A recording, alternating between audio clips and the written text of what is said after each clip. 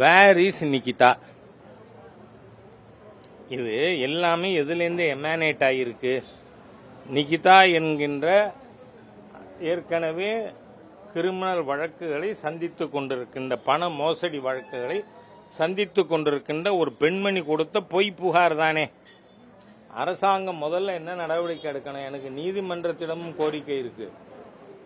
நீதிமன்றம், சிபிஐ, இப்போ நீங்க you should start from Nikita. ஏன்னா அந்த பையனை படுகொலை செஞ்சதுக்கு காரணம் அந்த புகார், பொய் புகார். அதனால அதில் நடவடிக்கை டைவர்ட் பண்றீங்க. நான் சின்ன விஷயங்களை பற்றி பேசவே தயாரில்லை. நான் இன்னும் அன்னைக்கே கேட்டிருக்கேன். நான் திருப்போணத்தில் அவங்க வீட்டுக்கு போயிட்டு, சாத்தாங்குளத்தில் திமுக 10 லட்சம் ரூபா கொடுத்ததா கட்சி, அப்புறம் அதிமுக அரசு கொடுத்தது.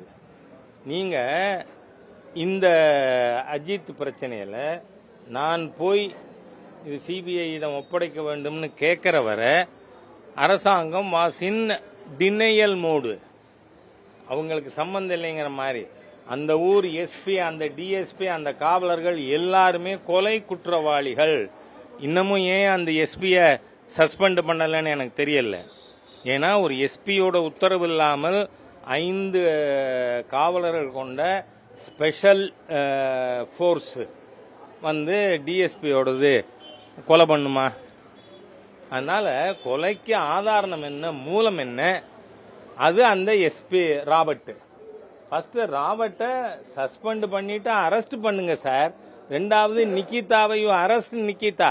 நான் என்ன சொல்றேன், அந்த நிகிதா ஒரு ஐஏஎஸ் அதிகாரியை தொடர்பு கொண்டு இந்த மாதிரி பண்ணினார்னு அதில் எங்கெங்கெல்லாம் சந்தேகம் எழுப்பப்படுகிறது? முதலமைச்சர் அலுவலகத்திலிருந்து சந்தேகம் எழுகிறது, செக்ரட்டேரியட்டிலிருந்து சந்தேகம் எழுகிறது, தமிழ்நாட்டிலிருந்து டெல்லிக்கு போன ஒரு டிரான்ஸ்பர்டு ஐஏஎஸ் ஆபீசர் அவங்க பேரு சொல்லப்படுகிறது. அதனால அதை நாம விசாரிக்கணும்.